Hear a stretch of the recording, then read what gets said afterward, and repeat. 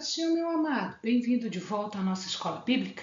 Nós estamos estudando a segunda carta de Paulo aos Coríntios. Então pega a sua Bíblia, pega o seu caderno de estudos, ora ao Senhor, pede a Ele discernimento, entendimento, conhecimento, sabedoria, pede a Ele proteção, para que nós possamos desvendar dos seus mistérios.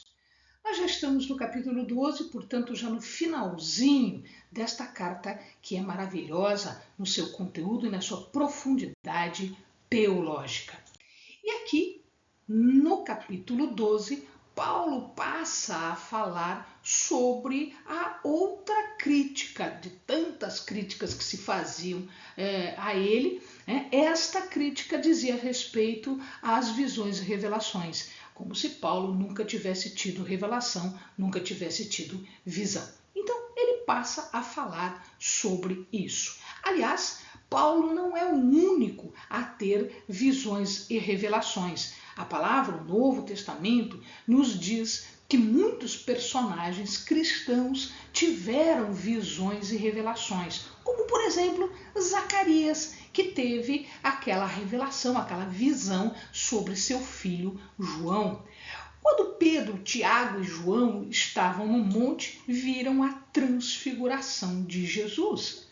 Então Estevão, pouco antes de morrer, ele viu o céu, a glória, as portas abertas lá no céu. Ananias teve uma visão sobre Paulo, sobre Saulo. Na verdade, ele se chamava Saulo antes, e ele teve esta visão. Tanto é que ele recebeu Paulo de acordo com a vontade do Senhor.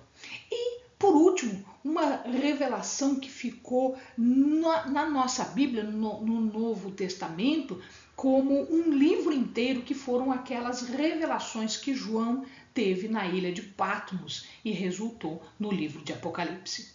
Ora, com todas estas revelações que todas as pessoas tiveram e eram do convívio, eram de conhecimento de Paulo, e também tudo aquilo que Paulo passou, ele aprendeu que junto com a fraqueza vem o poder. E é isso que ele escreve no capítulo 12. A relação que existe entre a fraqueza e o poder. Bom, as visões de Paulo são inúmeras visões. Atos nos diz isso, o próprio Paulo nos conta isso. A primeira visão de Paulo aconteceu na estrada de Damasco, quando Paulo estava indo em perseguição aos cristãos e o Senhor falou com ele, dizendo: Paulo, Paulo, por que me persegues? Ou Saulo, na época, por que me persegues?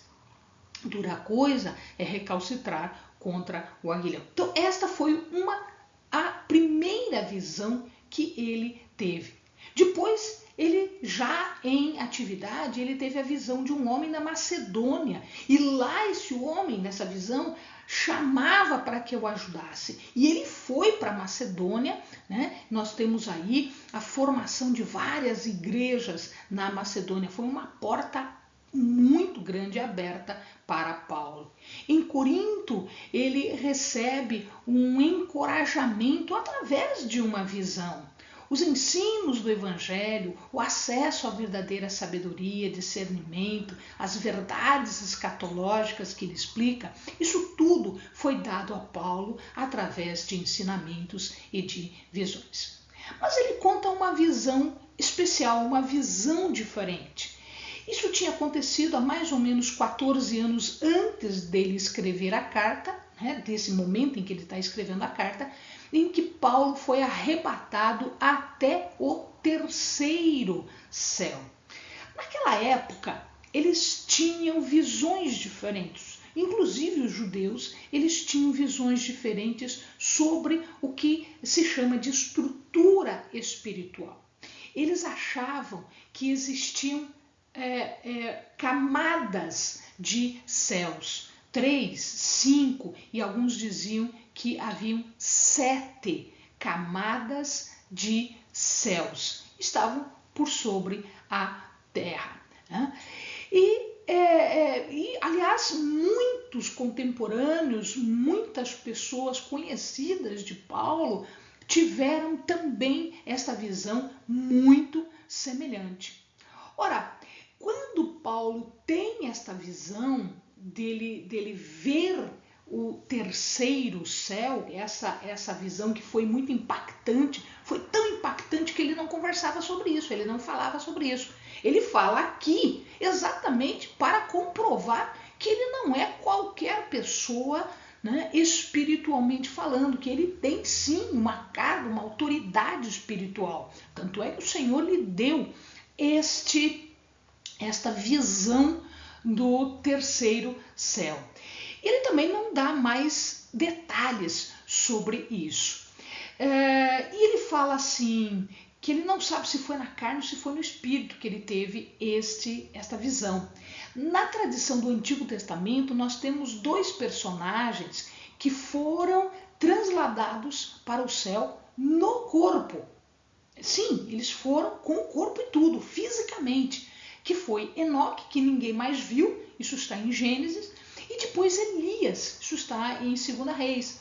Eles foram, mas eles foram de modo permanente, eles não voltaram. Paulo foi, mas ele não sabia se tinha ou não tinha esse arrebatamento, né? Se essa visão foi no corpo ou foi fora do corpo, ou seja, no espírito. Isso demonstra uma coisa: se todas essas pessoas tiveram visões, se Paulo teve visão, o que ele falava em relação aos ensinamentos, em relação à palavra, era compreensível para todo mundo entendia, porque ele não era o primeiro a falar sobre isso. Segundo, que a experiência foi terrível, por isso que ele não falava sobre esta experiência de ser levado até o terceiro céu. E, por último, ao ser arrebatado ao terceiro céu, ele é colocado no mesmo nível de autoridade e de correlação, né, relação com os outros heróis da fé em relação a Deus, ou seja, ele tinha o mesmo nível de relacionamento com eles. Uma vez que ele termina de fazer todas as suas vanglórias, de contar estas vantagens todas, apesar de que ele era avesso a esse tipo de coisa, ele passa agora a ostentar um outro lado desta moeda, que são as suas fraquezas pessoais. Ele achava que isso era mais importante do que tudo aquilo que ele havia falado até aqui. O objetivo de Paulo, quando fala das suas fraquezas, é que ele seja avaliado não pelo que ele faz de bom em relação às visões, em relação a tudo isso que ele já apresentou nesse vídeo e no vídeo passado que nós falamos em relação a sofrer por Cristo, a ser hebreu, judeu, enfim, não em relação a isso, mas ele achava mais importante de tudo as suas fraquezas. Ele tinha que ser avaliado em relação às suas fraquezas. Mas por que uma pessoa tem que ser avaliada em suas fraquezas? Porque a gente vai ver, é aí que se demonstra o poder de Deus. A razão para Paulo não se orgulhar disso tudo que ele tinha é que ele apresentava o chamado espinho na carne. E o que era esse espinho na carne? Não se sabe. Ninguém faz ideia, porque ele não falava sobre isso. O espinho da carne, o espinho aqui, a palavra scolops, que quer dizer uma farpa, uma lasca de madeira, uma lasca de metal ou uma ponta de anzol. Às vezes quando entra uma farpa no dedo da gente, nós sentimos dor, incômodo, enfim. Imagina o que Paulo está falando aqui, porque ele tinha uma farpa, ele tinha um anzol, ele tinha um espinho, né? No modo figurado, e isso era na carne. Esse espinho é alguma coisa que levava à frustração, levava a problemas no seu dia a dia.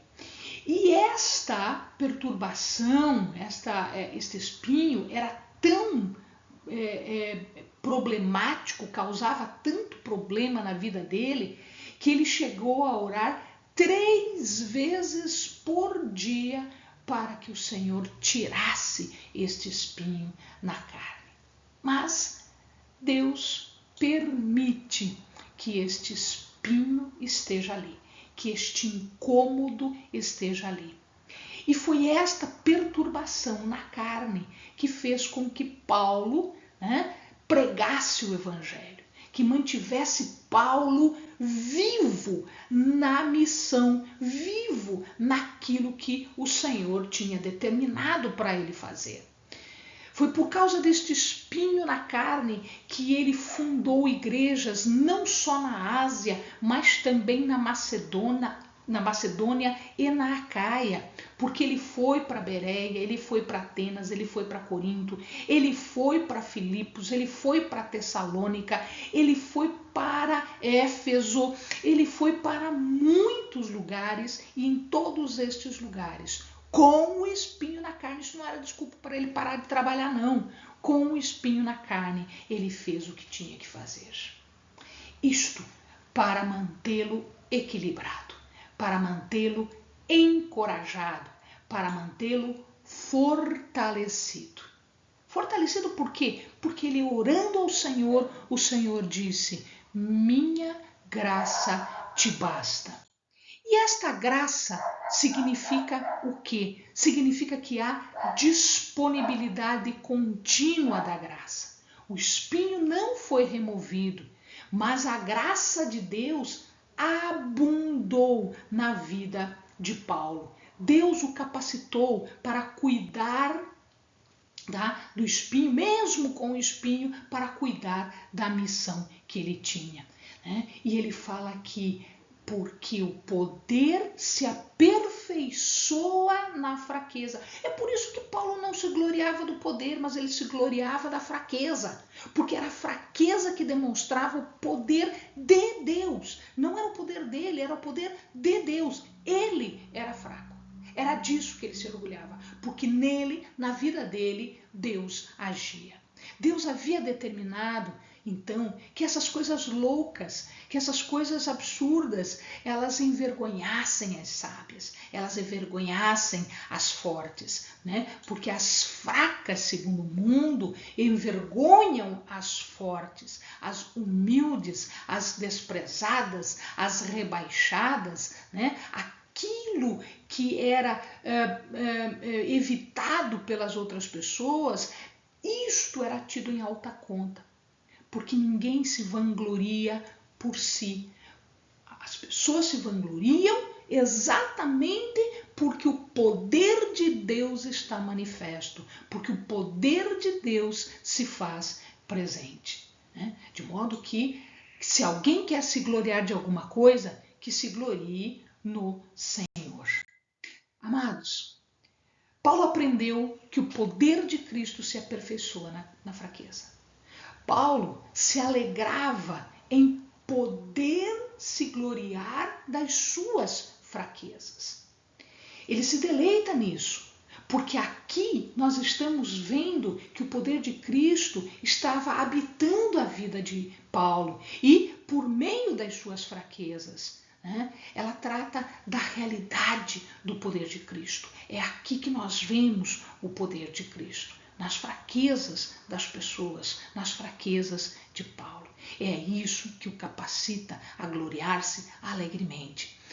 Por quê? Diz Paulo, porque quando sou fraco, então é que sou forte. Amém, amados? Bons estudos.